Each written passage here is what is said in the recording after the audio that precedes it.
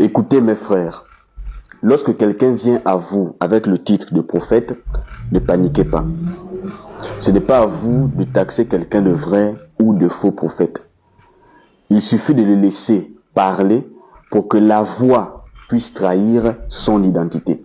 Parce que le prophète, le vrai prophète, lorsqu'il parle, sa voix traduit quelque chose.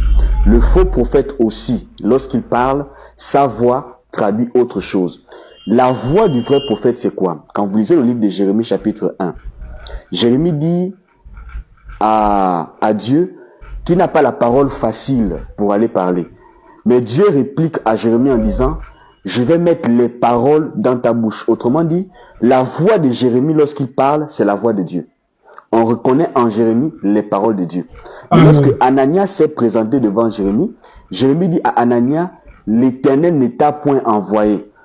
Qu'est-ce qui a permis à Jérémie de conclure que l'Éternel n'avait pas envoyé Ananias? C'est parce que ce que Ananias disait n'avait aucun rapport avec la parole de Dieu. Ananias dit par exemple au peuple que Dieu va vous délivrer. Alors, la parole confirmait qu'Israël devait aller en captivité. Qui d'entre les deux avait l'identité de la parole en lui? Pour le comprendre, il fallait laisser les deux s'exprimer. Donc, ce n'est pas à vous de taxer quelqu'un de faux prophète, mais laissez d'abord la personne le temps de parler. C'est dans ses dires que vous allez reconnaître s'il a choisi l'adjectif de vrai ou de faux prophète. De même au XXIe siècle, avec tous les prophètes qui remplissent Libreville, qui remplissent le Gabon, qui remplissent les réseaux sociaux, ce n'est pas à vous de taxer de faux ou de vrai. Laissez-leur le temps de parler face à l'Urim et Thummim, et nous allons voir si l'Urim et Thummim adhèrent à leurs propos. Que le Seigneur vous bénisse. Alors, que la paix et la grâce de notre Seigneur vous bénissent. Sois béni, homme de Dieu, bien-aimé prédicateur Lancaster. En réalité, nous, par la pensée de notre Seigneur Jésus-Christ, il nous a toujours enseigné par son serviteur de ne jamais, non jamais, taxer quelqu'un de faux. De laisser la personne qui se dit homme de Dieu toujours lui-même choisir son compartiment de faux ou de vrai prophète. L'identité, vérification d'un homme de Dieu se fait que par la parole. Vous allez voir dans le livre de Genèse, lorsque Jacob voulait bénir, Isaac, je voulais dire bénir ses enfants, Ésaü et Jacob, la Bible dit Isaac avait des problèmes de vue. Il voulait bénir son enfant Ésaü, mais Jacob s'était fait déguiser. Lorsqu'il s'est fait déguiser, ce qui a rattrapé ou trahi Jacob de son déguisement, parce que le déguisement que Jacob avait eu à faire était un déguisement qui avait réussi. Il avait textuellement copié soigneusement son frère Ésaü. Et lorsque vous regardez les hommes de Dieu aujourd'hui, lorsque vous regardez, vous touchez les hommes de Dieu aujourd'hui, par le toucher et par la vue, vous pouvez dire que c'est un vrai homme de Dieu. Mais laissez cette personne parler. Vous allez vous-même comprendre que ce n'est pas un envoyé de Dieu. C'est par contre l'ennemi qui s'est déguisé en agneau dans la bergerie. C'est un loup. Comme le dit le Seigneur Jésus-Christ, que les loups ravisseurs vont se déguiser en brebis. Et pour reconnaître un vrai ou un faux, ce n'est que par la voix. Lorsque un homme de Dieu se tient devant vous, vous ne pouvez que le reconnaître lorsqu'il parle par rapport à ses enseignements. Et pour attraper cet homme, c'est lorsque la personne vient dire des choses qui sont en désaccord avec la pensée de notre Seigneur Jésus-Christ.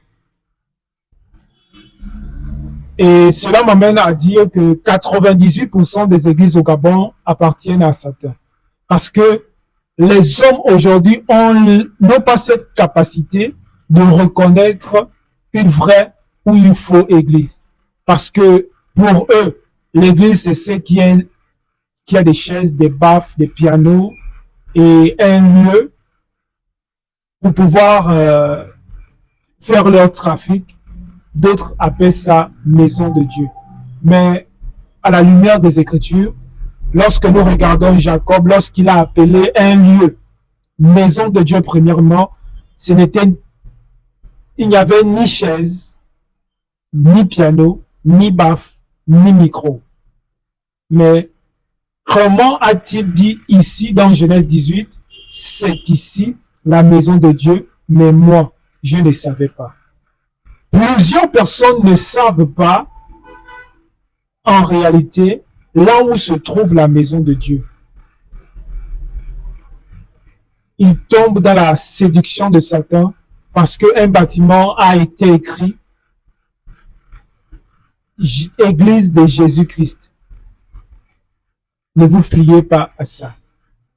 Tant que vous ne trouvez pas les éléments qui a poussé Jacob à dire ici c'est la maison de Dieu, ne taxez pas cet endroit d'église.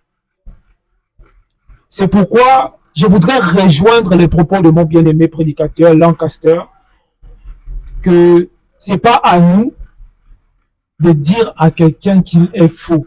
C'est la personne elle-même qui prendra la tribu de faux ou de vrais prophètes par rapport à son enseignement. Remarquez une chose, la nature est une Bible. Chaque animal a son cri. Le chien aboie, le chat miaule, et l'identification ne se fait que par la voix. Si un loup rentre dans une bergerie, ce qui va le faire trahir, ce n'est pas son vêtement, parce qu'il s'est déguisé. Et c'est la même chose que Satan fait. Lorsqu'un loup rentre dans une bergerie, la chose qui va le trahir, ce n'est pas son parfum. Ce qui va trahir le loup, c'est lorsqu'il va parler. Si le loup rentre dans un poulailler pour pouvoir manger les poules qui seront autour de lui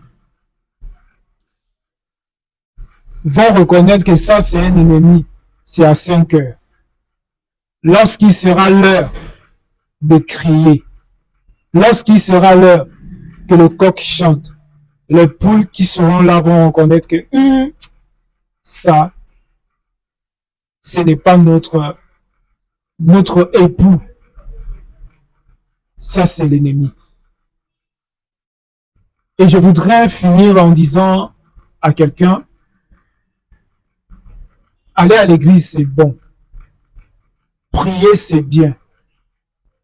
Mais ce qui est excellent, c'est de connaître le lieu de prière et d'adoration. Car chaque homme a en lui le goût d'adoration.